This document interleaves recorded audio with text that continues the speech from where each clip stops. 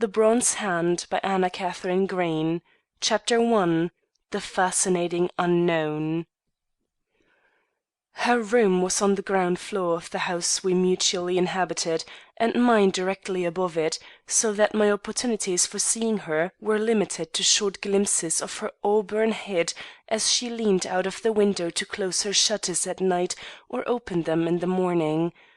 Yet our chance encounter in the hall or on the walk in front had made so deep an impression upon my sensibilities that I was never without the vision of her pale face set off by the aureole of reddish-brown hair, which, since my first meeting with her, had become for me the symbol of everything beautiful, incomprehensible, and strange. For my fellow lodger was a mystery. I am a busy man now, but just at the time of which I speak I had leisure in abundance. I was sharing with many others the unrest of the perilous days subsequent to the raid of John Brown at Harper's Ferry. Abraham Lincoln had been elected President. Baltimore, where the incidents I am relating transpired, had become the headquarters of men who secretly leagued themselves in antagonism to the North. Men and women who felt that their Northern brethren had grievously wronged them planned to undermine the stability of the government. The schemes at this time were gigantic in their conception and far-reaching in their scope and endless ramifications. Naturally, under these conditions, a consciousness of ever-present danger haunted every thinking mind. The candor of the outspoken was regarded with doubt, and the reticence of the more cautious with distrust.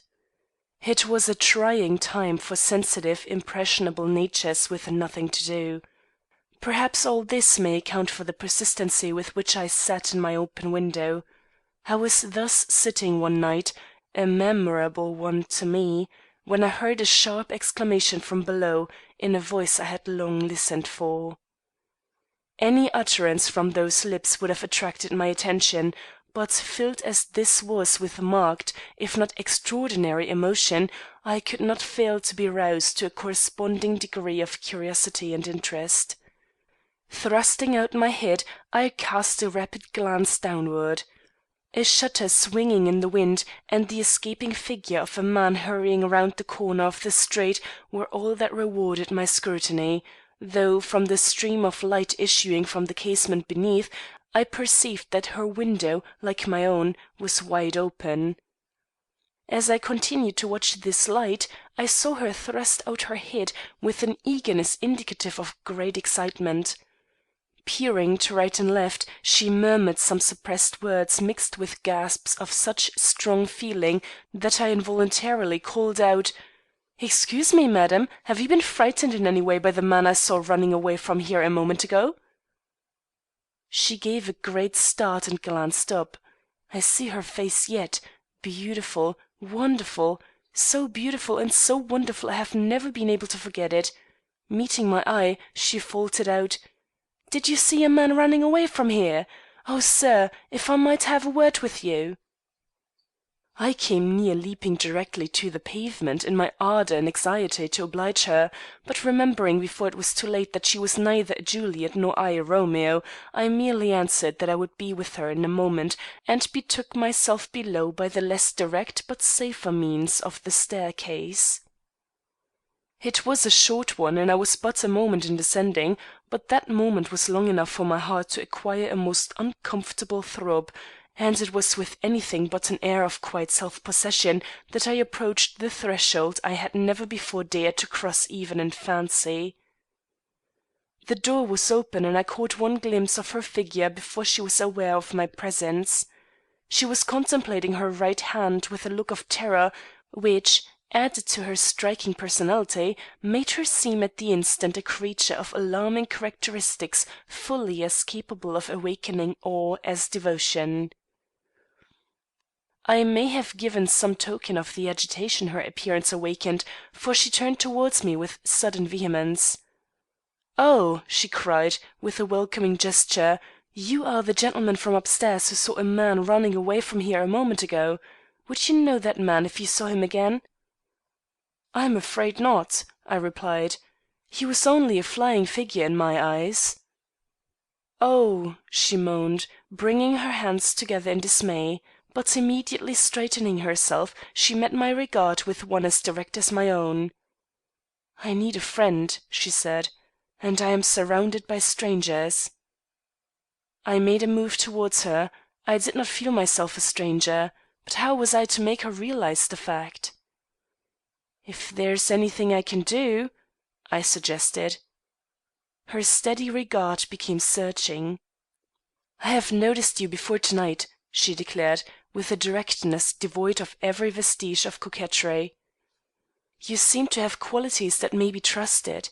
But the man capable of helping me needs the strongest motives that influence humanity courage, devotion, discretion, and a total forgetfulness of self.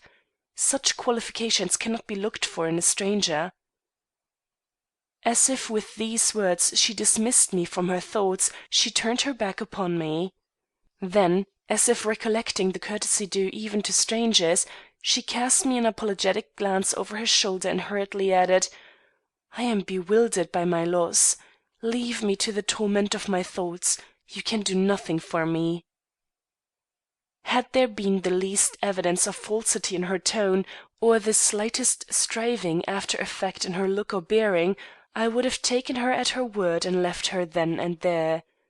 But the candour of the woman and the reality of her emotion were not to be questioned, and moved by an impulse as irresistible as it was foolhardy, I cried with the impetuosity of my 21 years, "I am ready to risk my life for you. Why, I do not know and do not care to ask. I only know you could have found no other man so willing to do your bidding." His smile, in which surprise was tempered by a feeling almost tender, crossed her lips and immediately vanished. She shook her head as if in deprecation of the passion my words evinced, and was about to dismiss me, when she suddenly changed her mind and seized upon the aid I had offered with a fervour that roused my sense of chivalry and deepened what might have been but a passing fancy into an active and all-engrossing passion. "I can read faces," said she, "and I have read yours. You will do for me what I cannot do for myself, but have you a mother living?" I answered no, that I was very nearly without relatives or ties. "I am glad," she said, half to herself. Then, with a last searching look, "Have you not even a sweetheart?" I must have reddened painfully, for she drew back with a hesitating and troubled air, but the vigorous protest I hastened to make seemed to reassure her, for the next word she uttered was one of confidence. "I have lost a ring." She spoke in a low but hurried tone. "It was snatched from my finger as I reached out my hand to close my shutters. Some one must have been lying in wait, some one who knows my habits and the hour at which I close my window for the night. The loss I have sustained is greater than you can conceive. It means more, much more than it appears. To the man who will bring me back that ring direct from the hand that stole it, I would devote the gratitude of a lifetime. Are you willing to make the endeavour? It is a task I cannot give to the police." This request, so different from any I had expected, checked my enthusiasm in proportion as it awoke a senseless jealousy. "Yet it seems directly in their line," I suggested, seeing nothing but humiliation before me if I attempted the recovery of a simple love token. "I know what it must seem to you," she admitted, reading my thoughts and answering them with skilful indirectness. "But what policeman would undertake a difficult and minute search for an article whose intrinsic value would not reach $5? "Then it is only a memento?" I stammered, with very evident feeling. "Only a memento," she repeated, "but not of love. Worthless as it is in itself, it would buy everything I possess, and almost my soul to night. I can explain no further. Will you attempt its recovery?"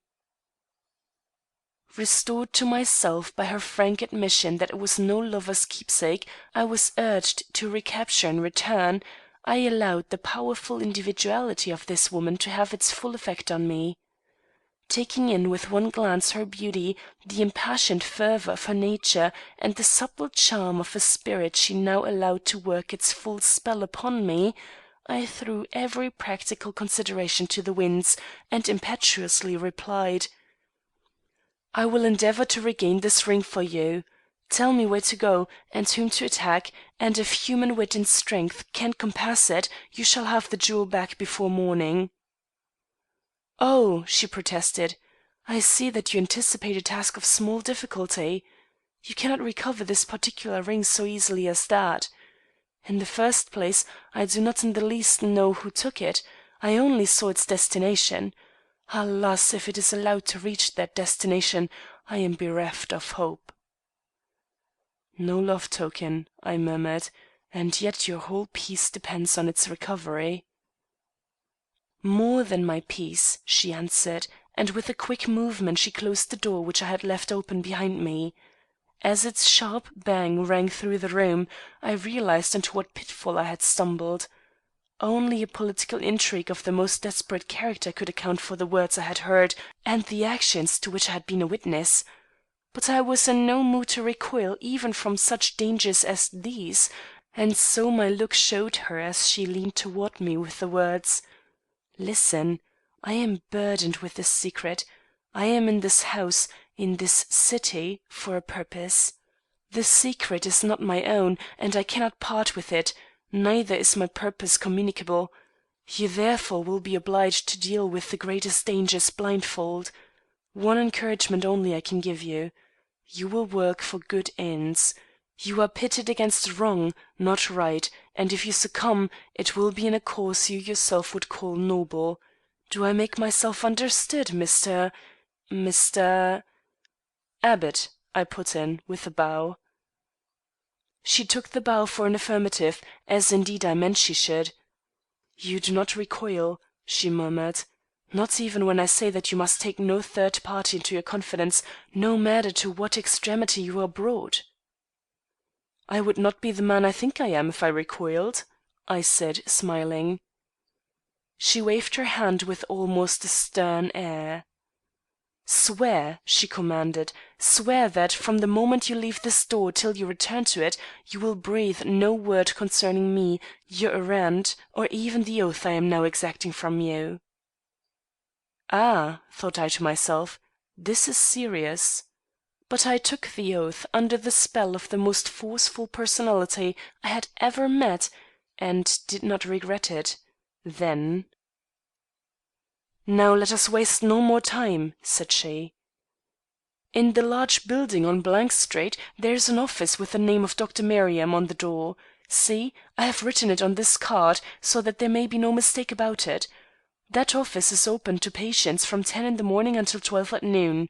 During these hours any one can enter there, but to awaken no distrust, he should have some ailment.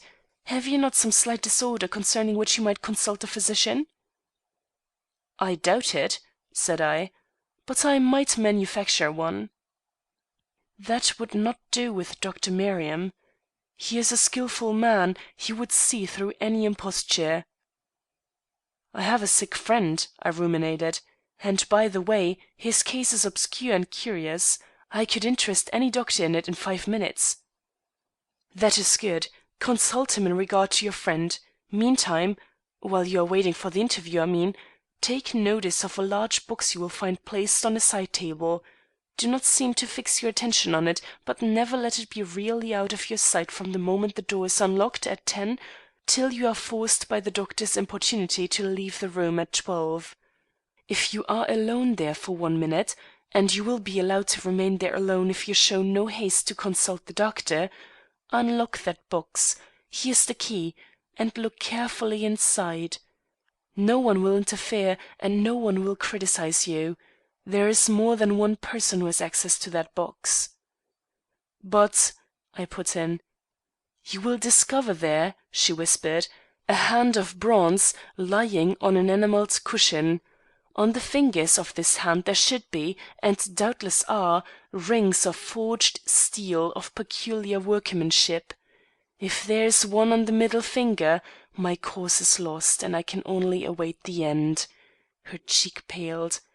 "But if there is not, you may be sure that an attempt will be made by some one to morrow, I do not know whom, to put one there before the office closes at noon. The ring will be mine, the one stolen from my hand just now, and it will be your business to prevent the box being opened for this purpose by any means short of public interference involving arrest and investigation, for this, too, would be fatal. The delay of a day may be of incalculable service to me. It would give me time to think, if not to act. Does the undertaking seem a hopeless one? Am I asking too much of your inexperience?" "It does not seem a hopeful one," I admitted, "but I am willing to undertake the adventure. What are its dangers? And why, if I see the ring on the finger you speak of, cannot I take it off and bring it back to you?" "Because," said she, answering the last question first, "the ring becomes a part of the mechanism in the moment it is thrust over the last joint. You could not draw it off. As for the dangers I allude to, they are of a hidden character, and part of the secret I mentioned. If, however, you exercise your wit, your courage, and a proper amount of strategy, you may escape. Interference must be proved against you. That rule, at least, has been held inviolate." Aghast at the mysterious perils she thus indicated in the path toward which she was urging me, I for one instant felt an impulse to retreat. But adventure of any kind has its allurements for an unoccupied youth of 21, and when seasoned, as this was, by a romantic if unreasonable passion, proved altogether too irresistible for me to give it up.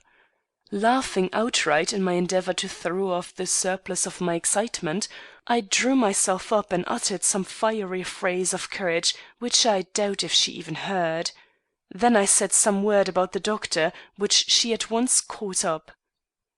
"The doctor," said she, "may know and may not know the mysteries of that box. I would advise you to treat him solely as a doctor. He who uses the key you now hold in your hand cannot be too wary, by which I mean too careful or too silent. Oh, that I dared to go there myself! But my agitation would betray me. Besides, my person is known, or this ring would never have been taken from me." "I will be your deputy," I assured her. "Have you any further instructions?" "No," said she. "Instructions are useless in an affair of this kind. Your actions must be determined by the exigencies of the moment. Meantime, my every thought will be yours. Good night, sir. Pray God it may not be good bye." "One moment," I said, as I arose to go. "Have you any objection to telling me your name?" "I am Miss Calhoun," she said, with a graceful bow.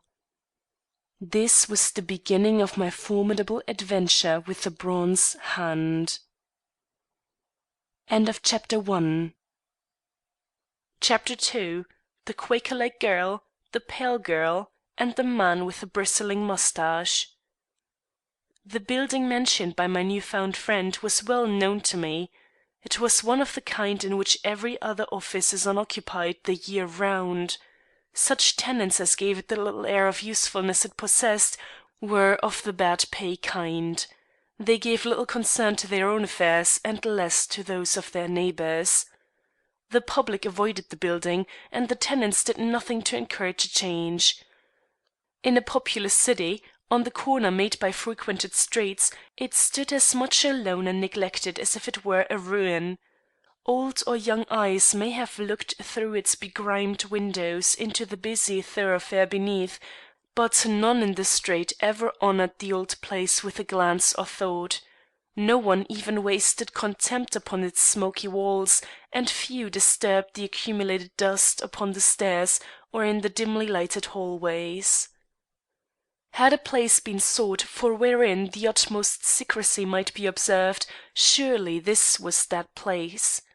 As I neared the door upon which I read the doctor's name, I found myself treading on tiptoe, so impressed had I become by a sense of caution, if not of dread. I had made every effort to be on hand at precisely 10 o'clock, and felt so sure that I had been the first to arrive that I reached out to the door knob with every expectation of entering unseen by anyone and possibly unheard. To my dismay, the first twist I gave it resulted in a rusty shriek that set my teeth on edge and echoed down the gloomy hall. With my flesh creeping, I opened the door and passed into the doctor's outer room.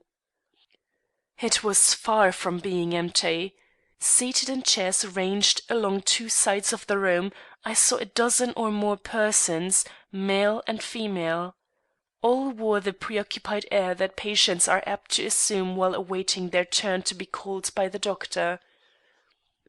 One amongst the number made an effort at indifference by drawing out and pushing back a nail in the flooring with the sole of her pretty shoe. It may have been intended for coquetry, and at another time might have bewitched me; now it seemed strangely out of place. The man who was to all appearance counting the flies in the web of an industrious spider was more in keeping with the place, my feelings, and the atmosphere of despondency that the room gave out. As I had no doubt that the ring I was seeking was in the possession of some one of these persons, I gave each as minute an examination as was possible under the circumstances. Only two amongst them appeared open to suspicion.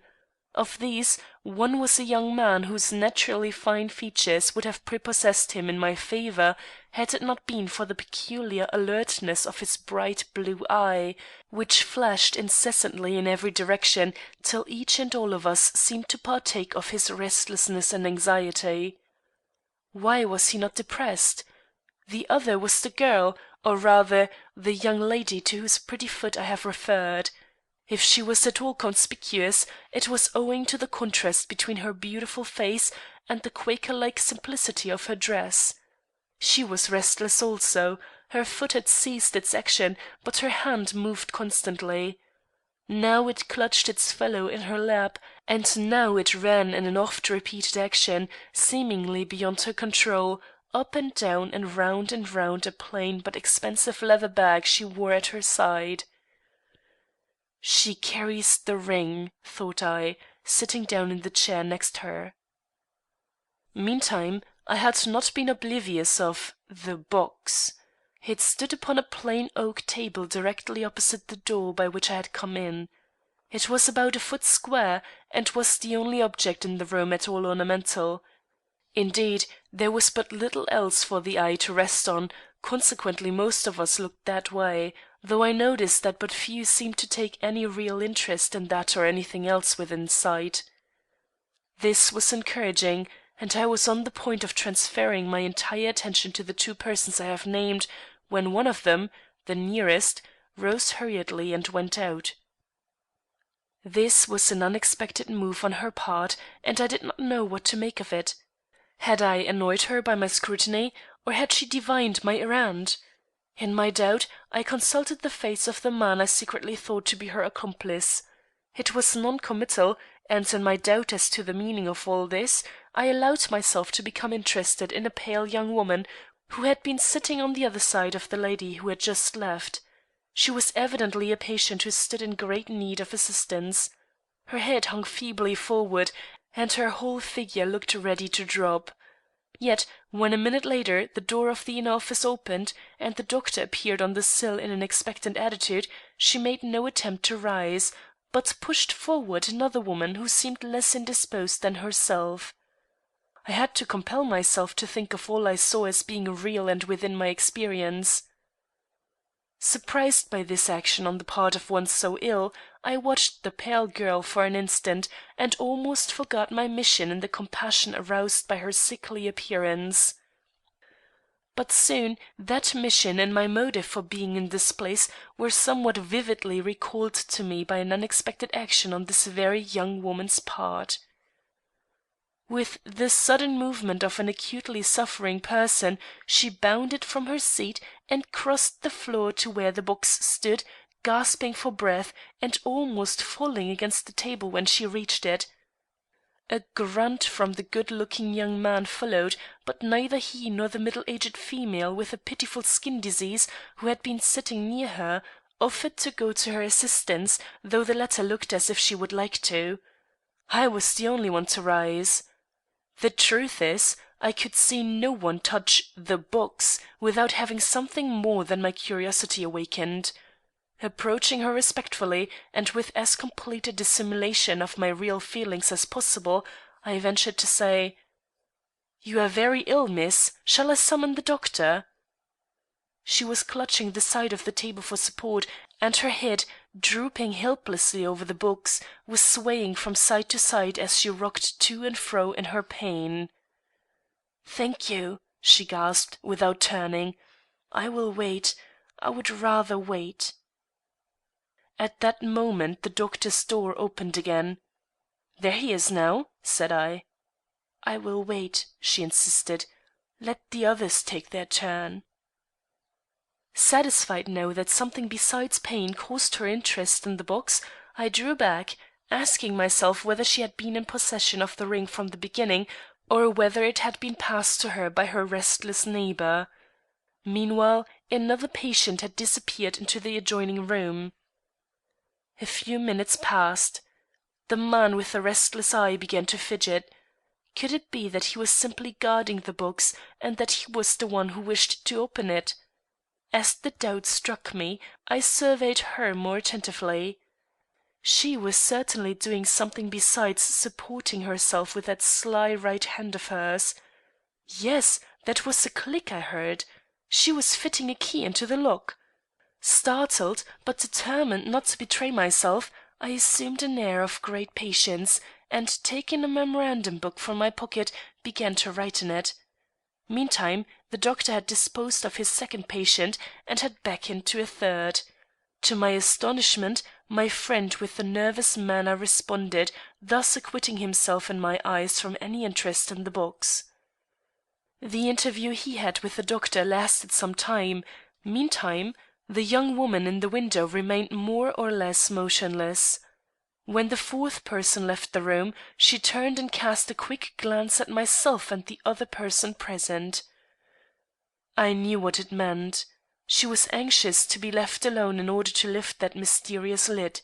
She was no more ill than I was. There was even a dash of colour in her cheeks, and the trembling she indulged in was caused by great excitement and suspense, and not by pain. Compassion at once gave way to anger, and I inwardly resolved not to spare her if we came into conflict over the box. My companion was an old and non-observant man, who had come in after the rest of us. When the doctor again appeared, I motioned to this old man to follow him, which he very gladly did, leaving me alone with the pale girl. At once I got up, showing my fatigue and slightly yawning. "This is very tedious," I muttered aloud, and stepped idly towards the door leading into the hall. The girl at the box could not restrain her impatience. She cast me another short glance. I affected not to see it, took out my watch, consulted it, put it back quickly, and slipped out into the hall. As I closed the door behind me, I heard a slight creak. Instantly I was back again, and with so sudden a movement that I surprised her, with her face bent over the open box. "Oh, my poor young lady!" I exclaimed, springing towards her with every appearance of great concern. "You do not look able to stand. Lean on me if you feel faint, and I will help you to a seat." She turned upon me in a fury, but meeting my eye, assumed an air of composure, which did not impose upon me in the least, or prevent me from pressing close to her side and taking one look into the box, which she had evidently not had sufficient self-possession to close.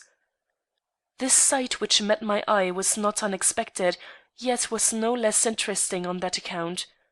A hand, the hand, curiously made of bronze, and of exquisite proportions, lay on its enamelled cushion, with rings on all of its fingers save one. That one I was delighted to see was the middle one, proof positive that the mischief contemplated by Miss Calhoun had not yet been accomplished. Restored to complete self-possession by this discovery, I examined the box and its contents with an air of polite curiosity. I surprised myself by my self-possession and bonhomie. "What an odd thing to find in a physician's office!" I exclaimed. "Beautiful, is it not? An unusual work of art, but there is nothing in it to alarm you. You shouldn't allow yourself to be frightened at such a thing as that." And with a quick action she was wholly powerless to prevent, I shut down the lid, which closed with a snap. Startled and greatly discomposed, she drew back, hastily thrusting her hand behind her. "You are very officious," she began, but seeing nothing but good nature in the smile with which I regarded her, she faltered irresolutely, and finally took refuge again in her former trick of invalidism. Breaking out into low moanings, she fell back upon the nearest chair, from which she immediately started again with the quick cry, "Oh, how I suffer! I am not well enough to be out alone." And turning with a celerity that belied her words, she fled into the hall, shutting the door violently behind her. Astonished at the completeness of my victory, I spent the first moments of triumph in trying to lift the lid of the box. But it was securely locked. I was just debating whether I could now venture to return to my seat, when the hall door reopened and a gentleman entered. He was short, sturdy, and had a bristling black moustache. I needed to look at him but once to be certain he was interested both in the box and me, and while I gave no evidence of my discovery, I prepared myself for an adventure of a much more serious nature than that which had just occupied me. Modelling my behaviour upon that of the young girl whose place I had usurped, I placed my elbow on the box and looked out of the window. As I did so, I heard a shuffling in the adjoining room, and knew that in another moment the doctor would again appear at the door to announce that he was ready for another patient. How could I evade the summons? The man behind me was a determined one. He was there for the purpose of opening the box, and would not be likely to leave the room while I remained in it. How, then, could I comply with the requirements of the situation, and yet prevent this newcomer from lifting the lid in my absence? I knew of but one way, a way which had suggested itself to me during the long watches of the previous night, and which I had come prepared to carry out. Taking advantage of my proximity to the box, I inserted in the keyhole a small morsel of wax which for some minutes past I had been warming in my hand. This done, I laid my hat down on the lid, noticing with great exactness as I did so just where its rim lay in reference to the various squares and scrolls with which the top was ornamented. By this means I felt that I might know if the hat were moved in my absence. The doctor having showed himself by this time, I followed him into his office with a calmness born of the most complete confidence in the strategy I had employed. Dr. Merriam, whom I have purposely refrained from describing until now, was a tall, well-made man, with a bald head and a pleasant eye, but careless in his attire and bearing.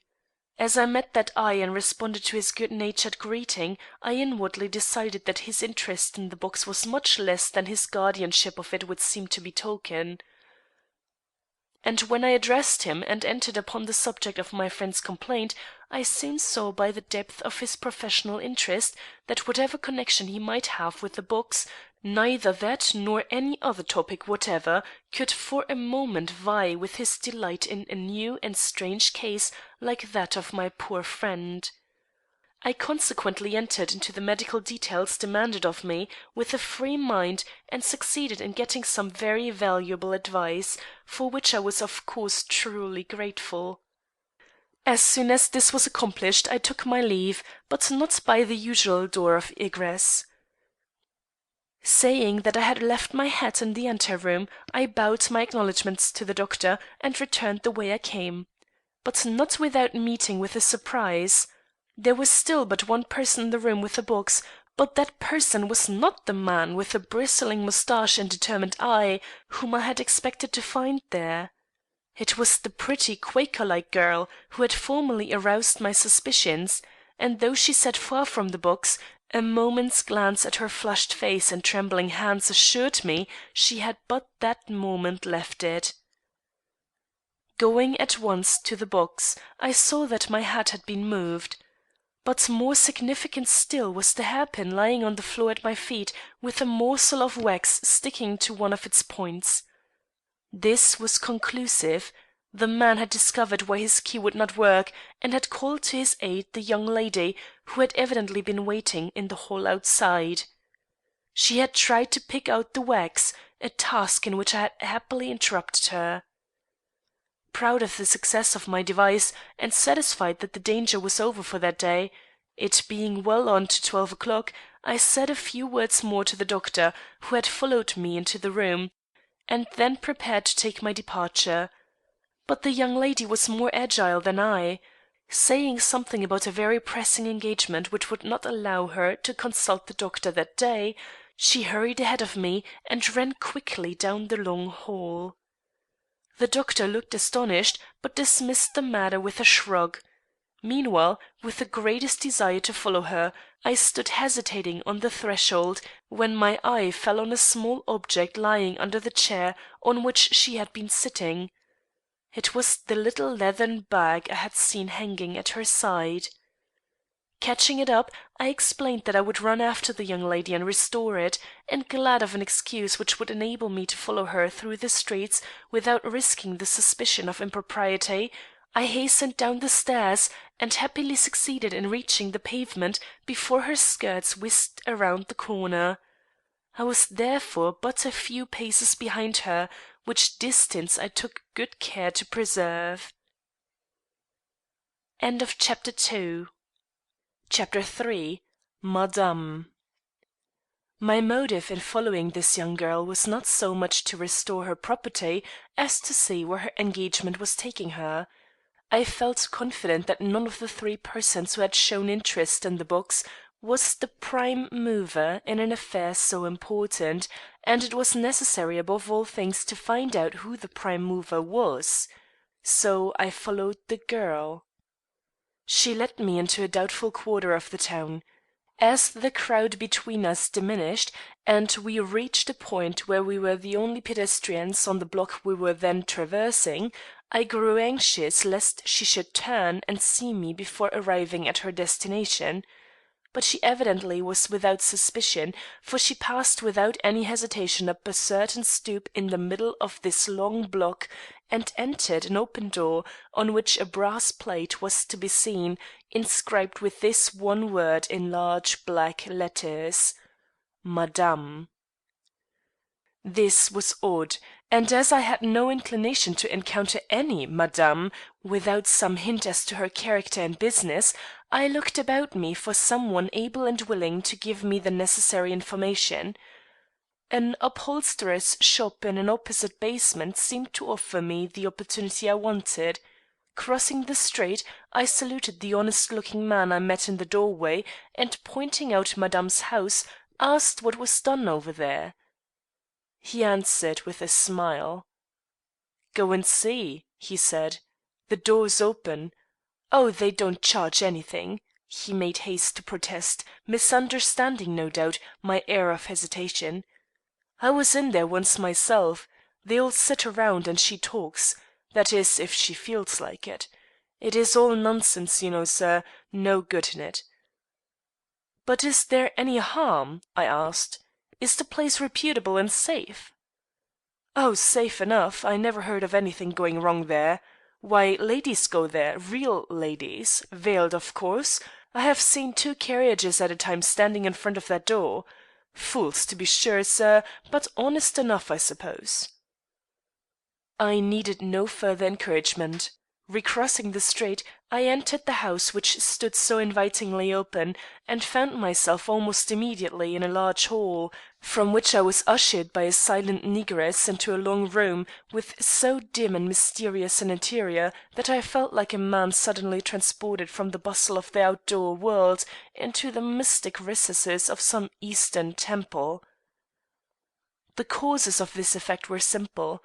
a dim light suggesting worship, the faint scent of slowly burning incense, women and men sitting on low benches about the walls. In the centre, on a kind of raised dais, backed by a drapery of black velvet, a woman was seated, in the semblance of a Hindu god, so nearly did her heavy, compactly crouched figure, wound about with Eastern stuffs and glistening with gold, recall the images we are accustomed to associate with the worship of Vishnu.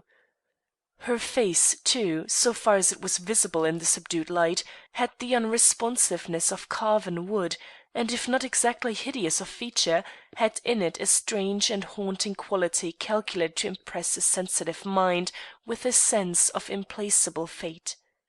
Cruel, hard, passionless, and yet threatening to a degree must this countenance have seemed to those who willingly subjected themselves to its baneful influence.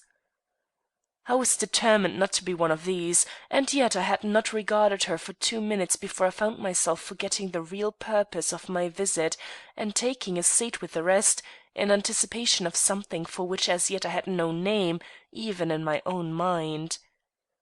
How long I sat there motionless I do not know. A spell was on me, a spell from which I suddenly roused with a start. Why or through what means I do not know. Nobody else had moved. Fearing a relapse into this trance-like state, I made a persistent effort to be freed from its dangers. Happily the full signification of my errand there burst upon me. Finding myself really awake, I ventured to peer about, expecting to see the more willing devotees affected as I had been. I encountered a flash from the eyes of the young lady whose bag I held in my hand. She was under no spell. She had not only seen, but recognized me. I held the bag towards her. She gave a furtive glance into the direction of Madame, a glance not free from fear, then clutched the bag. Before releasing my hold upon it, I ventured upon a word of explanation. I got no further, for at this moment a voice was heard. By the effect it had upon the expectant ones, I knew it could have emanated only from the idol-like being who had filled the place with her awesome personality. At first, the voice sounded like a distant call, musically sweet and low, the kind of note that we can imagine the Indian snake charmers to use when the cobra raises its winged head in obedience to the pipe's restless charm. Every ear was strained to hear, mine with the rest. So much preparation, so much faith must result in something. What was it to be? The incoherent sounds became more and more distinct, and finally took on the articulate form of words. The quiet was deathly. Every one was prepared to interpret her utterances into personal significance. The dread and trouble of the times filling all minds, men wished to be forehanded with the decrees of Providence. Into this brooding silence the low, vibrating tones of this mysterious voice entered, and this is what we heard. Doom! Doom! For him! The one, the betrayer! The passing bell is tolling. Hear it, ye weak ones, and grow strong. Hear it, ye mighty, and tremble. Not alone for him will it ring, for ye, for ye, if the decree of the linked rings goes forth. Here there was a perceptible quiver of the drapery back of the dais. Others may not have noted it, I did. When, therefore, a very white hand came slowly from between its folds and placed its fingers upon the right temple of Madame, I was not much startled. What did startle me was the fact let out before that admonishing hand had touched her, that this being I can hardly call her a woman seemingly so far removed from the political agitations of the day, was, in very deed, either consciously or unconsciously, I could not decide which, intimately connected with the conspiracy I was at that very moment striving to defeat. How intimately? Was she the prime mover I was seeking, or simply an instrument under the control of another, and yet stronger, personality imaged in the owner of that white hand? There was no means of determining at that moment. Meanwhile, the fingers had left the temple of Madame. The hand was slowly withdrawn. Sleep apparently fell again upon the dreamer, but only long enough for her to bring forth the words, "I have said." The silence that followed gave me time to think. It was necessary. She had bidden the mighty tremble and had pronounced death to one, the betrayer. Was this senseless drivel prophetic sight, or threatened murder? I inclined to consider it the last, and this was why. For some weeks now, murder, or at least sudden death, had been rampant in the country. My flesh crept as I remembered the many mysterious deaths reported within the month, from St. Louis, Boston, New Orleans, New York, and even here in Baltimore. Like a flash it came across me that every name was identified, more or less closely, with the political affairs of the time. Coupling my knowledge with what I conjectured, was it strange I saw a confirmation of the worst fears expressed by Miss Calhoun in the half completed sentences of this seeming clairvoyant? So occupied had I been with my own thoughts that I feared I might have done something to call an undesirable attention to myself. Glancing furtively to one side, I heard, in the opposite direction, these words: "She has never failed. What she has said will come to pass. Someone of note will die." These gloomy words were the first to break the ominous silence.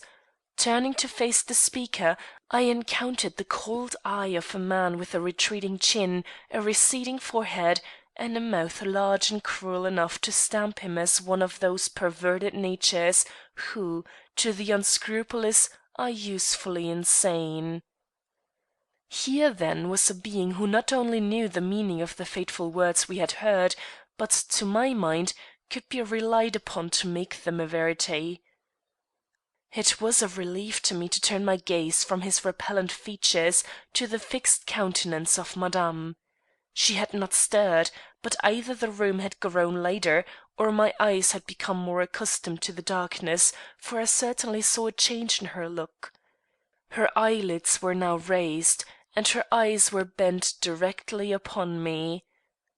This was uncomfortable, especially as there was malevolence in her glance, or so I thought, and far from being pleased with my position, I began to wish that I had never allowed myself to enter the place.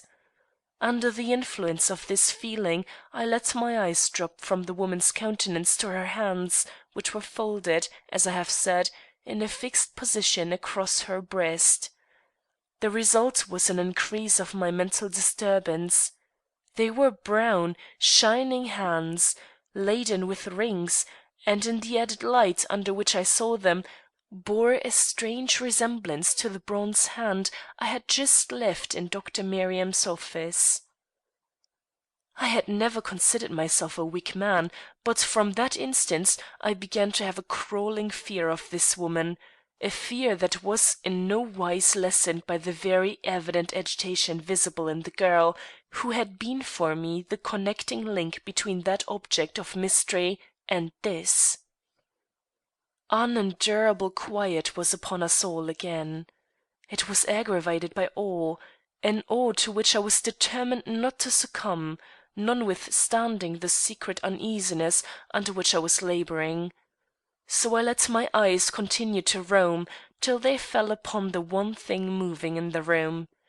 This was a man's foot, which I now saw projecting from behind the drapery through which I had seen the white hand glide. It was swinging up and down in an impatient way, so out of keeping with the emotions perceptible on this side of the drapery that I felt forced to ask myself what sort of person this could be, who thus kept watch and ward with such very commonplace impatience over a creature who was able to hold every other person in her presence under a spell. The drapery did not give up its secrets, and again I yielded to the fascinations of Madame's face. There was a change in it. The eyes no longer looked my way, but into space, which seemed to hold for them some terrible and heart-rending vision. The lips, which had been closed, were now parted, and from them issued a breath which soon formed itself into words. "Vengeance is mine. I will repay, saith the Lord." What passionate utterance was this! The voice that had been musical now rang with jangling discord. The swinging of the foot behind the drapery ceased. Madame spoke on. "Through pain, sorrow, blood, and death shall victory come. Life for life, pang for pang, scorn for scorn." The swinging foot disappeared, and the small white hand passed quickly through the curtain and rested again upon the forehead of Madame. But without a calming effect this time. On the contrary, it seemed to urge and incite her, for she broke into a new strain, speaking rapidly, wildly, as if she lived in what she saw, or, what was doubtless truer, had lived in it and was but recalling her own past in one of those terrible hours of memory that recur on the borderland of dreams. "I see a child, a girl. She is young. She is beautiful. Men love her, many men, but she loves only one. He is of the north, she is of the south. He is icy like his clime, she is fiery like her skies. The fire cannot warm the ice. It is the ice puts out the fire. Woe! Woe!" The left hand came from the drapery, found its way to the left temple of the woman, but it too was ineffectual. Hurriedly, madly, the words went on, tripping each other up in their haste and passion. The voice became hoarse with rage.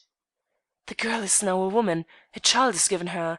The man demands the child. She will not give it up. He curses it, he curses her, but she is firm and holds it to her breast till her arms are blackened by the blows he deals her. Then he curses her country, the land that gave her a heart, and hearing this, she rises up and curses him and his with an oath the Lord will hear and answer from his judgment throne. For the child was slain between them, and its pitiful, small body blocks the passage of mercy between his and hers forever. Woe! Woe!" As suddenly as the vehement change had come upon her, she had become calm again. The eyes retained their stony stare, but a cold and cruel smile formed about her lips, as if, with the utterance of that last word, she saw a futurity of blood and carnage satisfying her ferocious soul. It was revolting, horrible, but no one else seemed to feel it as I did. To most it was a short glimpse into a suffering soul. To me, it was the revelation of causes which had led, and would lead yet, to miseries for which she had no pity, and which I felt myself too weak to avert. That it was not intended that the devotees of Madame should have heard these ravings was evident, for at this juncture the owner of the two white hands that had failed to control the spirit of Madame came out from behind the drapery of the dais.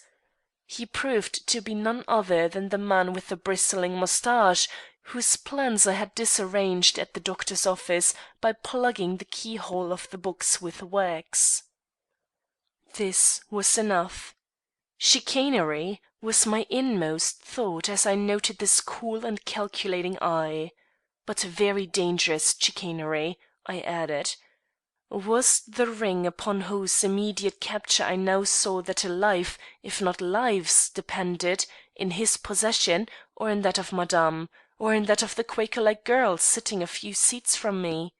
How impossible to tell, and yet how imperative to know! As I was debating how this could be brought about, I watched the man. Self-control was a habit with him, but I saw the nervous clutch of his delicate hand. This did not indicate complete mastery of himself at that moment. He spoke with care, but as if he were in haste to deliver himself of the few necessary words of dismissal without betraying his lack of composure. "Madame will awake presently. She will be heard no more to day. Those who wish to kiss her robes may pass in front of her, but she is still too far away from earth to hear your voices or to answer any questions. You will therefore preserve silence." So, more chicanery. Or was it strategy, pure and simple? Was there at the bottom of his words the wish to see me nearer, or was he just playing with the credulity of such believers as the man next me, for instance? I did not stop to determine. My anxiety to see Madame, without the illusion of even the short distance between us, induced me to join the file of the faithful who were slowly approaching the seated woman. I would not kiss her robes, but I would look into her eyes and make sure that she was as far away from us all as she was said to be. But as I drew nearer to her I forgot all about her eyes in the interest awakened by her hands. And when it came my turn to pause before her, it was upon the middle finger of her right hand my eyes were fixed. For there I saw the ring. The veritable ring of my fair neighbour, if the description given by her was correct. To see it there was to have it, or so I vowed in my surprise and self-confidence. Putting on an air of great dignity, I bowed to the woman and passed on, resolving upon the course I would pursue, which must necessarily be daring in order to succeed. At the door I paused till all who followed me had passed out. Then I turned back, and once again faced Madame. She was alone. Her watchful guardian had left her side, and to all appearances the room. The opportunity surpassed my expectations, and with a step full of nerve I pushed forward and took my stand again directly in front of her. She gave no token of seeing me, but I did not hesitate on that account. Exerting all my will power, I first subjected her to a long and masterful look, and then I spoke, directly and to the point, like one who felt himself her superior. "Madame," said I, "the man you wish for is here. Give me the ring, and trust no more to weak or false emissaries." The start with which she came to life, or to the evidence of life, was surprising. Lifting her great lids, she returned my gaze with one equally searching and powerful, and seeing with what disdain I sustained it, allowed an almost imperceptible tremor to pass across her face, which up to now had not displayed the shadow even of an emotion. "You," she murmured, in a dove-like tone of voice. "Who are you that I should trust you more than the others?" "I am he you expect," said I, venturing more as I felt her impassibility giving way before me. "Have you had no premonition of my coming? Did you not know that he who controls would be in your presence to day?" She trembled, and her fingers almost unclasped from her arms. "I have had dreams," she murmured, "but I have been bidden to beware of dreams.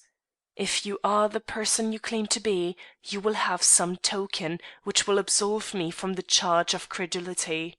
What is your token?" Though doubtful, I dared not hesitate. "This," I said, taking from my pocket the key which had been given me by my fair neighbour. She moved, she touched it with a finger, then she eyed me again. "Others have keys," said she, "but they fail in the opening. How are you better than they?" "You know," I declared, "you know that I can do what others have failed in. Give me the ring." The force, the assurance with which I uttered this command moved her in spite of herself. She trembled, gave me one final, searching look, and slowly began to pull the ring from off her finger. It was in her hand, and halfway to mine, when a third voice came to break the spell. "Madame, madame," it said, "be careful. This is the man who clogged the lock and hindered my endeavours in your behalf in the doctor's office." Her hand, which was so near mine, drew back, but I was too quick and too determined for her. I snatched the ring before she could replace it on her own hand, and holding it firmly, faced the intruder with an air of very well assumed disdain. "Attempt no argument with me. It was because I saw your weakness and vulgar self-confidence that I interfered in a matter only to be undertaken by one upon whom all can rely. Now that I have the ring, the end is near. Madame, be wiser in the choice of your confidence.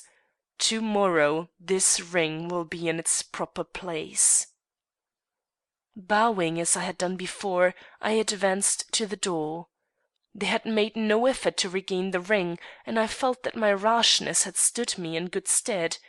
But as, with a secret elation I was just capable of keeping within bounds, I put my foot across the threshold, I heard behind me a laugh so triumphant and mocking that I felt struck with consternation, and glancing down into my hand, I saw that I held, not the peculiar steel circlet destined for the piece of mechanism in the doctor's office, but an ordinary ring of gold. She had offered me the wrong ring, and I had taken it, thus proving the falsity of my pretensions. There was nothing left for me but to acknowledge defeat by an ignominious departure. Chapter 4. Checkmate. I hastened at once home, and knocked at Miss Callan's door. While waiting for a response, the mockery of my return without the token I had undertaken to restore to her impressed itself upon me in full force. It seemed to me that in that instant my face must have taken on a haggard look. I could not summon up the necessary will to make it otherwise. Any effort in that direction would have made my failure at cheerfulness pitiable. The door opened. There she stood. Whatever expectancy of success she may have had fled at once. Our eyes met and her countenance changed. My face must have told the whole story, for she exclaimed, "You have failed." I was obliged to acknowledge it in a whisper, but hastened to assure her that the ring had not yet been placed upon the bronze hand, and was not likely to be till the lock had been cleaned out. This interested her, and called out a hurried but complete recital of my adventure. She hung upon it breathlessly, and when I reached the point where Madame and her prophetic voice entered the tale, she showed so much excitement that any doubts I may have cherished as to the importance of the communication Madame had made us vanished in a cold horror I with difficulty hid from my companion. But the end agitated her more than the beginning, and when she heard that I had taken upon myself a direct connection with this mysterious matter, she grew so pale that I felt forced to inquire if the folly I had committed was likely to result badly, at which she shuddered and replied: "You have brought death upon yourself. I see nothing but destruction before us both. This woman, this horrible woman, has seen your face, and if she is what you describe, she will never forget it. The man, who is her guardian or agent, no doubt, must have tracked you, and finding you here with me, from whose hand he himself may have torn the ring last night, will record it as treason against a cause which punishes all treason with death." "Pshaw!" I ejaculated, with a jocular effort at indifference, which I acknowledge I did not feel. "You seem to forget the law. We live in the city of Baltimore. Charlatans such as I have just left behind me do not make away with good citizens with impunity. We have only to seek the protection of the police." She met my looks with a slowly increasing intentness which stilled this protest on my lips. "I am under no oath," she ruminated. I can tell this man what I will. Mr. Abbott, there has been formed in this city an organization against which the police are powerless. I am an involuntary member of it, and I know its power. It has constrained me, and it has constrained others, and no one who has opposed it once has lived to do so twice. Yet it has no recognized head, though there is a chief to whom we may address ourselves, and it has no oaths of secrecy. All is left to the discretion of its members and to their fears. The object of this society is the breaking of the power of the North, and the means by which it works is death. I joined it under a stress of feeling I called patriotism, and I believed myself right till the sword was directed against my own breast. Then I quailed. Then I began to ask by what right we poor mortals constitute ourselves into instruments of destruction to our kind, and having once stopped to question, I saw the whole matter in such a different light that I knowingly put a stumbling block in the path of so-called avenging justice, and thus courted the doom that at any moment may fall upon my head. And she actually looked up, as if expecting to see it fall then and there.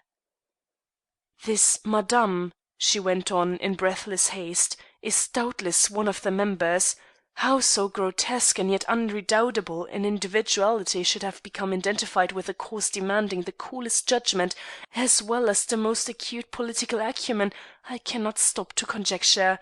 But that she is a member of our organization, and an important one too, her prophecies, which have so strangely become facts, are sufficient proof, even had you not seen my ring on her finger. Perhaps, incredible as it may appear, she is the chief. If so, but I do not make myself intelligible," she continued, meeting my eyes. "I will be more explicit. One peculiar feature of this organization is the complete ignorance which we all have concerning our fellow members. We can reveal nothing, for we know nothing. I know that I am allied to a cause which has for its end the destruction of all those who oppose the supremacy of the South, but I cannot give you the name of another person attached to this organization, though I feel the presence of their combined power upon every act of my life. You may be a member without my knowing it, a secret and fearful thought, which forms one of the greatest safeguards to the institution, though it has failed in this instance, owing—" here her voice fell, "to my devotion to the man I love. What?" I had not spoken. My heart was dying within me, but I had given no evidence of my wish to interrupt her. She, however, feared a check, and rushed vehemently on. "I shall have to tell you more. When, through pamphlets and unsigned letters, dangerous communications, which have long since become ashes, I was drawn into this society, and only those of the most radical and impressionable natures are approached, a ring and a key were sent to me with this injunction: when the man or woman, whose name will be forwarded to you in an otherwise empty envelope, shall have, in your honest judgment, proved himself or herself sufficiently dangerous to the cause we love, to merit removal, you are to place this ring on the middle finger of the bronze hand locked up in the box openly displayed in the office of a Dr. Merriam on Street. With the pressure of the whole 5 rings on the fingers of this piece of mechanism, the guardian of our rights will be notified by a bell that a victim awaits justice, and the end to be accomplished will be begun. As there are 5 fingers, and each one of these must feel the pressure of its own ring before connection can be made between this hand and the bell mentioned, no injustice can be done, and no really innocent person destroyed. For when 5 totally disconnected persons devoted to the cause agree that a certain individual is worthy of death, mistake is impossible. You are now one of the 5. Use the key and the ring according to your conscience." This was well if I had been allowed to follow my conscience, but when 6 weeks ago they sent me the name of a man of lofty character and unquestioned loyalty, I recoiled, scarcely believing my eyes. Yet fearing that my own judgment was warped, or that some hidden hypocrisy was latent in a man thus given over to our attention, I made it my business to learn this man's inner life. I found it so beautiful." She choked, turned away for a moment, controlled herself, and went on rapidly with increased earnestness. "I learned to love this man, and as I learned to love him I grew more and more satisfied of the dangerous character of the organization I was pledged to.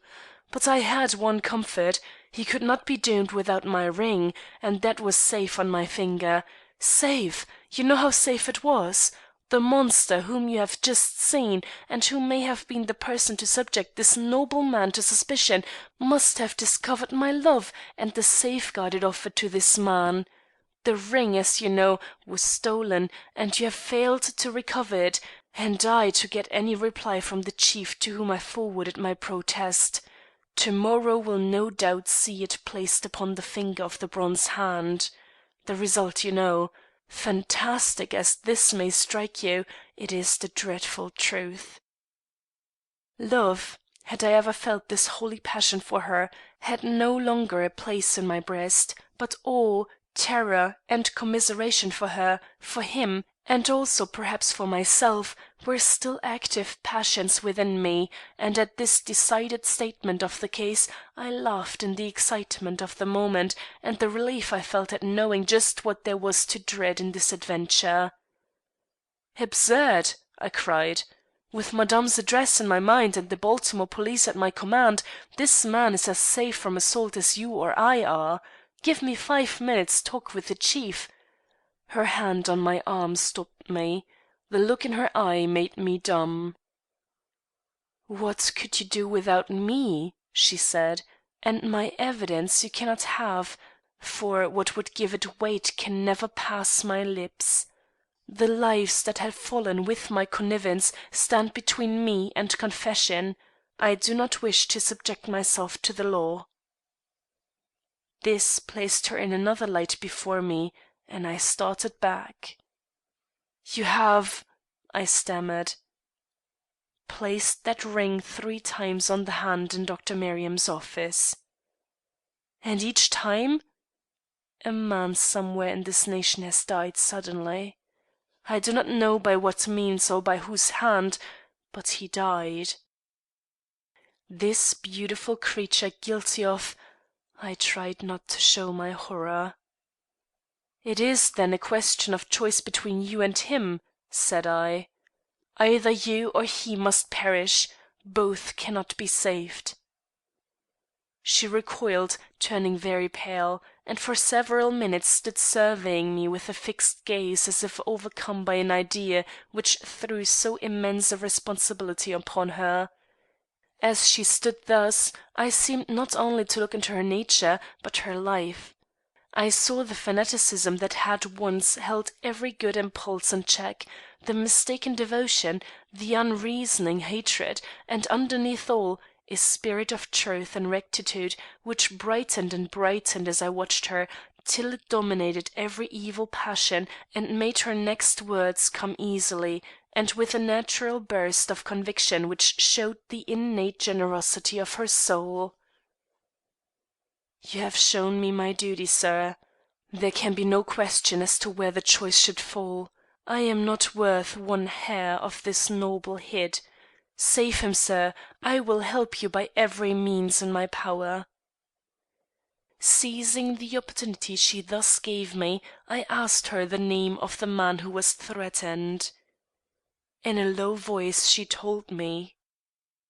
I was astonished, dumbfounded. "Shameful!" I cried.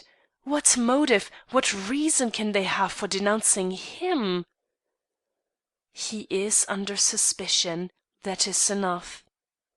"Great Heaven!" I exclaimed. "Have we reached such a pass as that?" "Don't," she uttered hoarsely. "Don't reason. Don't talk. Act." "I will," I cried, and rushed from the room. She fell back in a chair, almost fainting. I saw her lying quiet, inert and helpless, as I rushed by her door on my way to the street, but I did not stop to aid her. I knew she would not suffer it. The police are practical, and my tale was an odd one. I found it hard, therefore, to impress them with its importance, especially as in trying to save Miss Calhoun I was necessarily more or less incoherent. I did succeed, however, in awakening interest at last, and a man being assigned me, I led the way to Madame's door. But here a surprise awaited me. The door plate, which had so attracted my attention, was gone, and in a few minutes we found that she had departed also, leaving no trace behind her. This looked ominous, and with little delay we hastened to the office of Dr. Merriam. Knocking at the usual door brought no response, but when we tried the further one, by which his patients usually passed out, we found ourselves confronted by the gentleman we sought. His face was calm and smiling, and though he made haste to tell us that we had come out of hours, he politely asked us in and inquired what he could do for us. Not understanding how he could have forgotten me so soon, I looked at him inquiringly, at which his face lighted up, and he apologetically said: "I remember you now.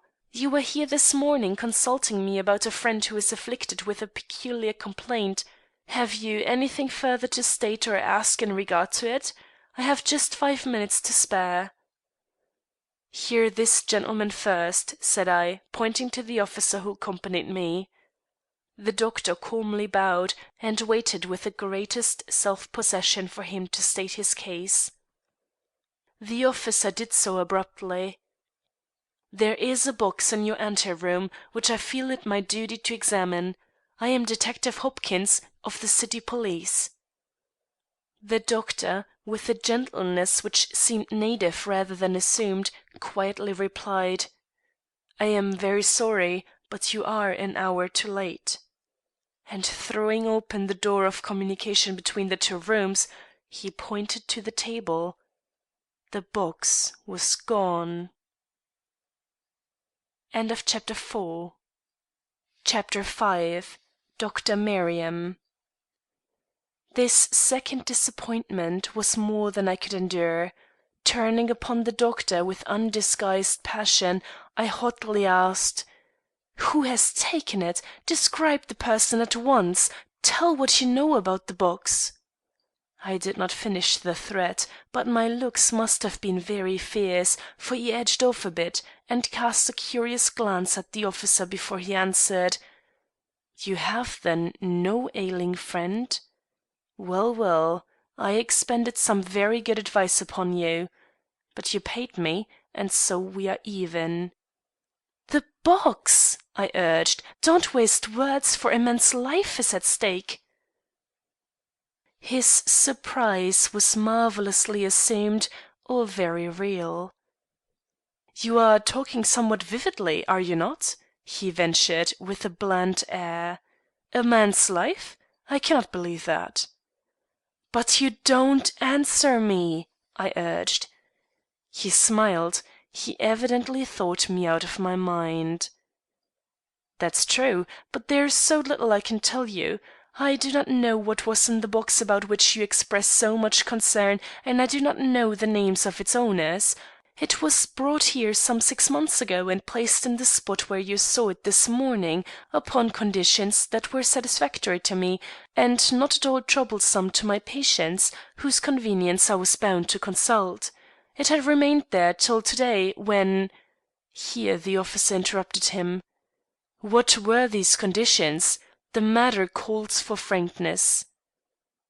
"The conditions," repeated the doctor, in no wise abashed, "were these: that it should occupy the large table in the window as long as they saw fit; that, though placed in my room, it should be regarded as the property of the society which owned it, and consequently free to the inspection of its members but to no one else; that I should know these members by their ability to open the box, and that so long as these persons confined their visits to my usual hours for patients, they were to be subject to no one's curiosity, nor allowed to suffer from any one's interference. In return for these slight concessions, I was to receive $5 for every day I allowed it to stay here, payment to be made by mail." "Good business. And you cannot tell the names of the persons with whom you entered into this contract?" "No. The one who came to me first and saw to the placing of the box and all that was a short, sturdy fellow, with a common face but very brilliant eye. He it was who made the conditions. But the man who came to get it, and who paid me $20 for opening my office door at an unusual hour, was a more gentlemanly man, with a thick, brown moustache and resolute look. He was accompanied—" "Why do you stop?" The doctor smiled. "I was wondering," said he, "if I should say he was accompanied or that he accompanied a woman of such enormous size that the doorway hardly received her. I thought she was a patient at first, for, large as she is, she was brought into my room in a chair which it took 4 men to carry. But she only came about the box." "Madame," I muttered, and being made still more eager by this discovery of her direct participation in its carrying off, I asked if she touched the box or whether it was taken away unopened. The doctor's answer put an end to every remaining hope I may have cherished. "She not only touched but opened it. I saw the lid rise and heard a whir. What is the matter, sir?" "Nothing," I made haste to say. "That is, nothing I can communicate just now. This woman must be followed," I signified to the officer, and was about to rush from the room when my eye fell on the table where the box stood. "See," said I, pointing to a fine wire protruding from a small hole in the centre of its upper surface. "This box had connection with some point outside of this room." The doctor's face flushed, and for the first time he looked a trifle foolish.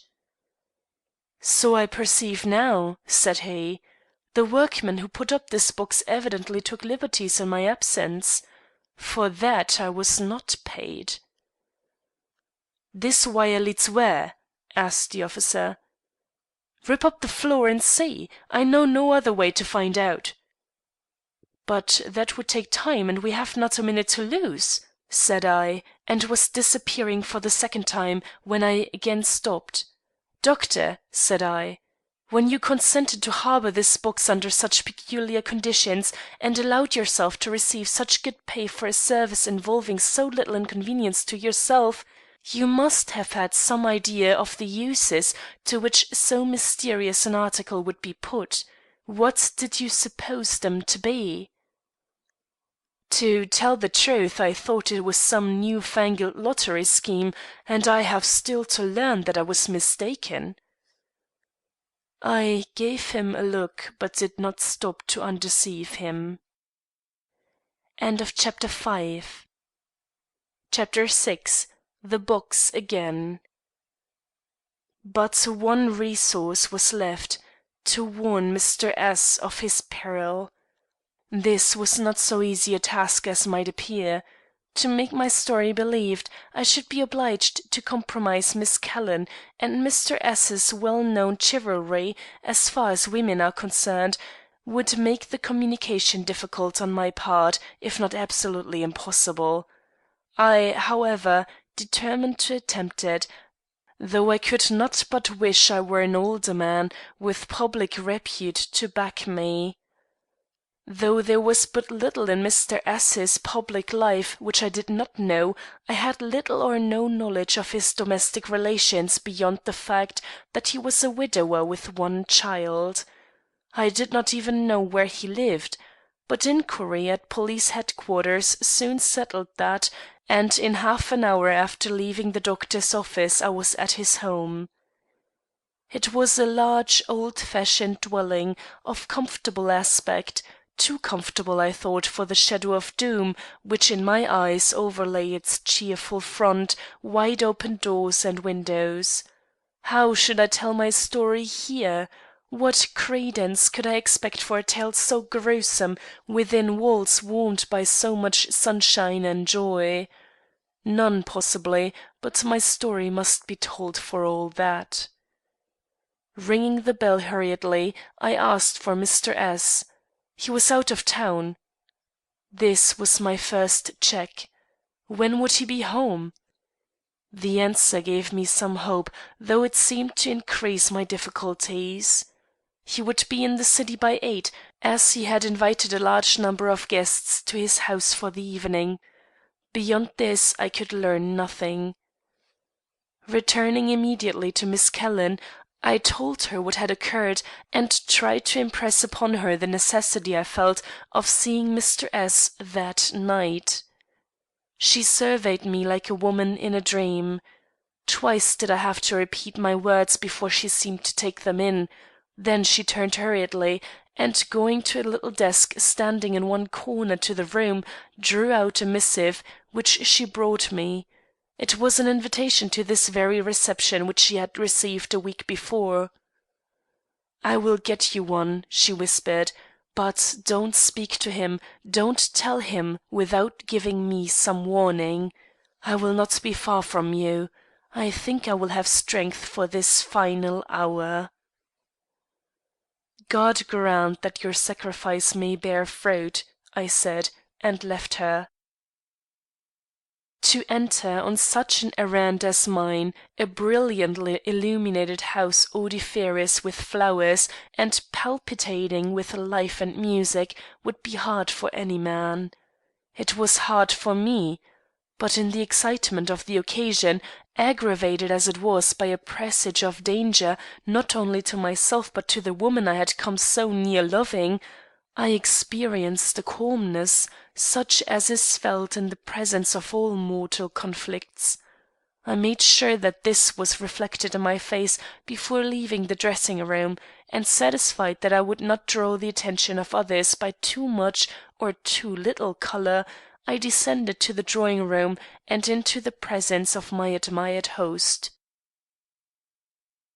I had expected to confront a handsome man, but not of the exact type that he presented. There was a melancholy in his expression that I had not foreseen, mingled with an attraction from which I could not escape after my first hurried glimpse of his features across the wide room. No other man in the room had it to so great a degree, nor was there any other who made so determined an effort to throw off care and be simply the agreeable companion. Could it be that any other warning had forestalled mine, or was this his habitual manner and expression? Finding no answer to this question, I limited myself to the duty of the hour, and advancing as rapidly as possible through the ever increasing throng, waited for the chance to speak to him for 1 minute alone. Meantime, I satisfied myself that the 2 detectives sent from the police quarters were on hand. I recognized them among a group of people at the door. Whether intentionally or not, Mr. S. had taken up his stand before the conservatory, and as in my endeavours to reach him I approached within sight of this place, I perceived the face of Miss Calhoun shining from amid its greenery, and at once remembered the promise I had made her. She was looking for me, and meeting my eyes, made me an imperceptible gesture, to which I felt bound to respond. Slipping from the group with which I was advancing, I stole around to a side door towards which she had pointed, and in another moment found myself at her side. She was clothed in velvet, which gave her cheek and brow the colourlessness of marble. "He is not as ignorant of his position as we thought," said she. "I have been watching him for an hour. He is in anticipation of something. This will make our task easier." "You have said nothing?" I suggested. "No, no, how could I?" "Perhaps the detectives I saw there have told him." "Perhaps, but they cannot know the whole." "No, or our words would be unnecessary." "Mr. Abbott," said she, with feverish volubility, "do not try to tell him yet. Wait for a few minutes till I have gained a little self possession, a little command over myself. But no, that may be to risk his life. Do not wait a moment. Go now, go now. Only" She started, stumbled, and fell back into a low seat under a spreading palm. "He is coming here. Do not leave me, Mr. Abbott. Step back there behind those plants. I cannot trust myself to face him all alone." I did as she bade me. Mr. S., with a smile on his face, the first I had seen there, came in and walked with a quick step and a resolved air up to Miss Calhoun, who endeavoured to rise to meet him. But she was unable, which involuntary sign of confusion seemed to please him. "Irene," said he, in a tone that made me start and wish I had not been so amenable to her wishes. "I thought I saw you glide in here, and my guests being now all arrived, I have ventured to steal away for a moment, just to satisfy the craving which has been torturing me for the last hour. Irene, you are pale, you tremble like an aspen. Have I frightened you by my words, too abrupt perhaps considering the reserve that has always been between us until now? Didn't you know that I loved you, that for the last month, ever since I have known you, indeed, I have had but one wish, to make you my wife?" Good God! I saw the words on her lips rather than heard them. She seemed to be illuminated and overwhelmed at once. "Mr. S.," said she, trying to be brave, trying to address him with some sort of self-possession. "I did not expect I had no right to expect this honour from you. I am not worthy. I have no right to hear such words from your lips. Besides—" She could go no further. Perhaps he did not let her. "Not worthy? You?" There was infinite sadness in his tone. "What do you think I am, then? It is because you are so worthy, so much better than I am or can ever be, that I want you for my wife. I long for the companionship of a pure mind, a pure hand. Mr. S." She had risen, and the resolve in her face made her beauty shine out transcendently. "I have not the pure mind, the pure hand you ascribe to me. I have meddled with matters few women could even conceive of. I am a member, a repentant member, to be sure, of an organization which slights the decrees of God and places the aims of a few selfish souls above the rights of man, and—" He had stooped and was kissing her hand. "You need not go on," he whispered. "I quite understand. But you will be my wife?" Aghast, white as the driven snow, she watched him with dilating eyes that slowly filled with a great horror. "Understand? You understand? Oh, what does that mean? Why should you understand?" "Because—" His voice sunk to a whisper, but I heard it, as I would have recognized his thought had he not spoken at that moment. "Because I am the chief of the organization you mention. Irene, now you have my secret." I do not think she uttered a sound, but I heard the dying cry of her soul in her very silence. He may have heard it too, for his look showed sudden and unfathomable pity. "This is a blow to you," he said. "I do not wonder. There is something hateful in the fact. Latterly I have begun to realize it. That is why I have allowed myself to love. I wanted some relief from my thoughts. Alas, I did not know that a full knowledge of your noble soul would only emphasize them. But this is no talk for a ballroom. Cheer up, darling, and— Wait!" She had found strength to lay her hand on his arm. "Did you know that a man was condemned to day?" His face took on a shade of gloom. "Yes," he bowed, casting an anxious look towards the room from which came the mingled sound of dance and merriment. "The bell which announces the fact rang during my absence. I did not know there was a name before the society." She crouched, covering her face with her hands. I think she was afraid her emotion would escape her in a cry. But in an instant they had dropped again, and she was panting in his ear. "You are the chief, and you are not acquainted with these matters of life and death? Traitors are these men and women to you, traitors, jealous of your influence and your power." He looked amazed. He measured the distance between himself and the door and turned to ask her what she meant, but she did not give him the opportunity. "Do you know," she asked, "the name of the person for whom the bell rang to day?" He shook his head. "I am expecting a messenger with it any moment," said he, looking towards the rear of the conservatory. "Is it any one who is here to night?" The gasp she gave might have been heard in the other room. Language and motion seemed both to fail her, and I thought I should have to go to her rescue. But before I could move, I heard the click of a latch at the rear of the conservatory, and saw peering through the flowers and plants the wicked face of the man with the receding forehead, whom I had seen at Madame's, and in his arms he held the box. It was a shock which sent me further into concealment. Mr. S., on the contrary, looked relieved, exclaiming, "Ah, he has come!"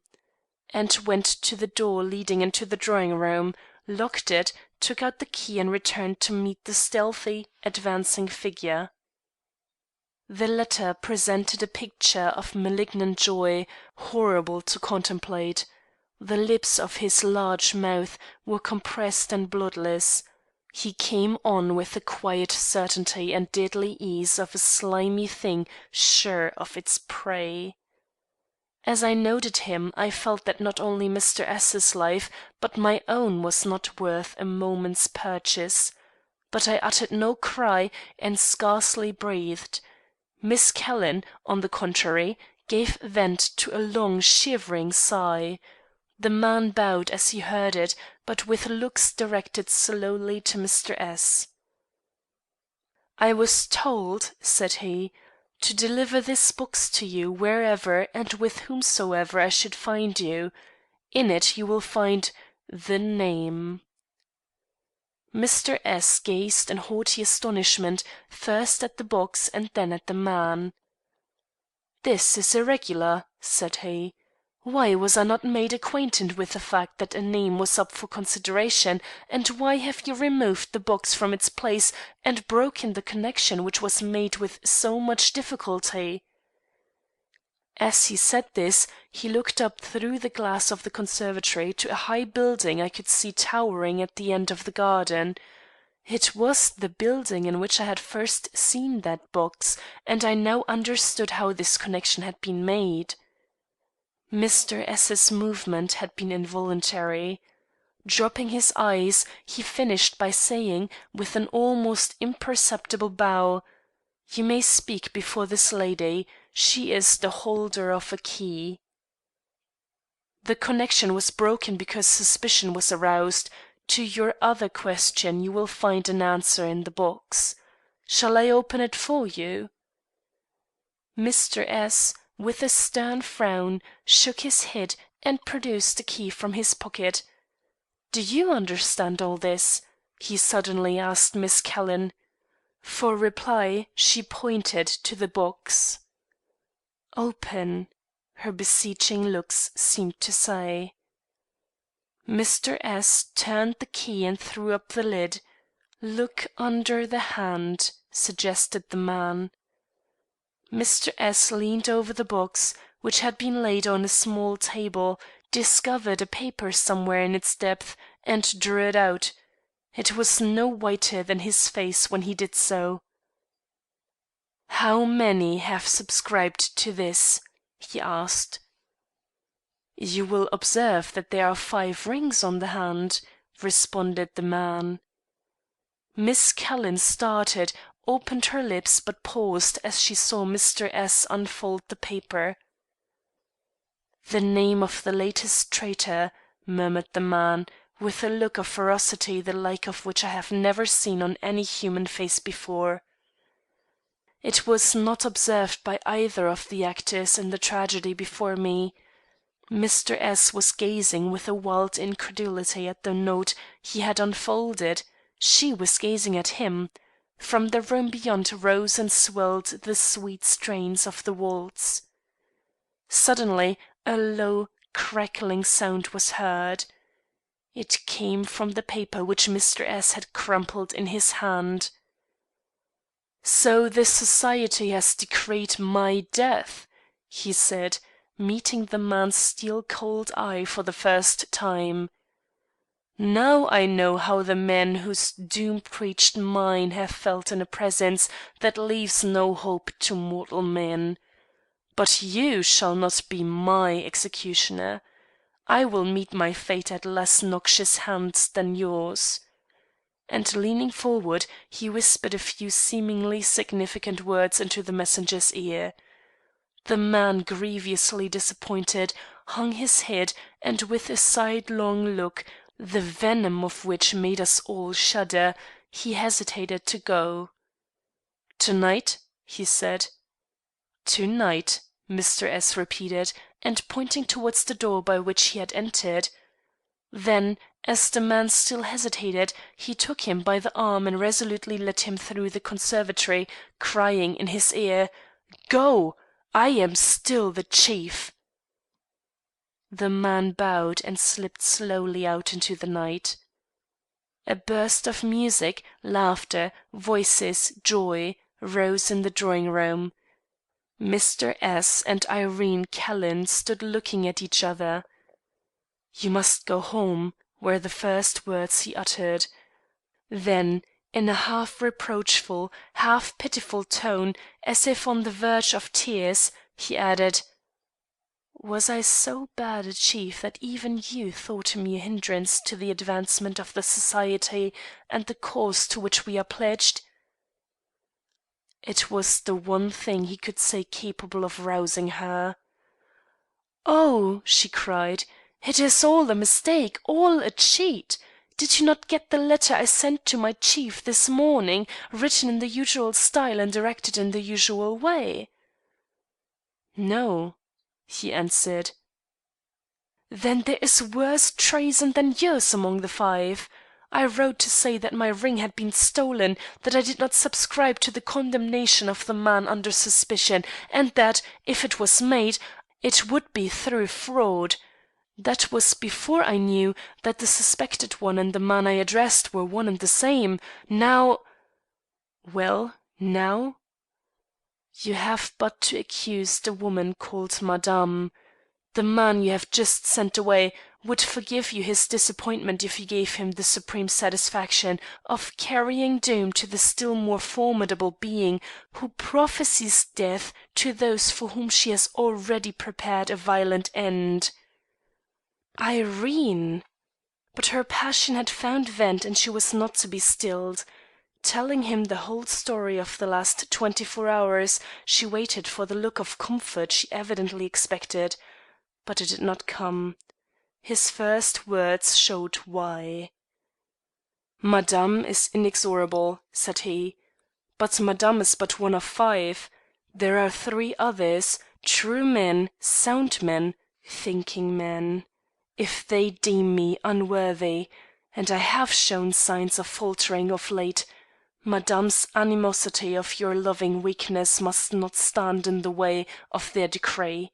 It shall never be said I sanctioned the doom of other men and shrank from my own. I would be unworthy of your love if I did, and your love is everything to me now." She had not expected this. She had not at all reckoned upon the stern quality of this man, forgetting that without it he could never have held this pitiless position. "But it is not regular. It is not according to precedent. 5 rings are required, and only 4 were fairly placed. As an honest man, you ought to hesitate at injustice, and injustice you will show if you allow them to triumph through their own deceit." But even this failed to move him. "I see 5 rings," said he, "and I see another thing. Never will I be permitted to live, even if I am coward enough to take advantage of the loophole of escape you offer me. A man who is once seen to tremble loses the confidence of such men as call me chief. I would die suddenly, horribly, and perhaps when less prepared for it than now. And you, my darling, my imperial one, you would not escape. Besides, you have forgotten the young man who, with such unselfishness, has lent himself to your schemes in my favour. What could save him if I disappointed the malignancy of Madame? No, I have destroyed others, and must submit to the penalty incurred by murder. Kiss me, Irene, and go. I command it as your chief." With a low moan she gave up the struggle. Lifting her forehead to his embrace, she bestowed upon him a look of indescribable despair, then tottered to the door leading into the garden. As it closed upon her departing figure, he uttered a deep sigh, in which he seemed to give up life and the world.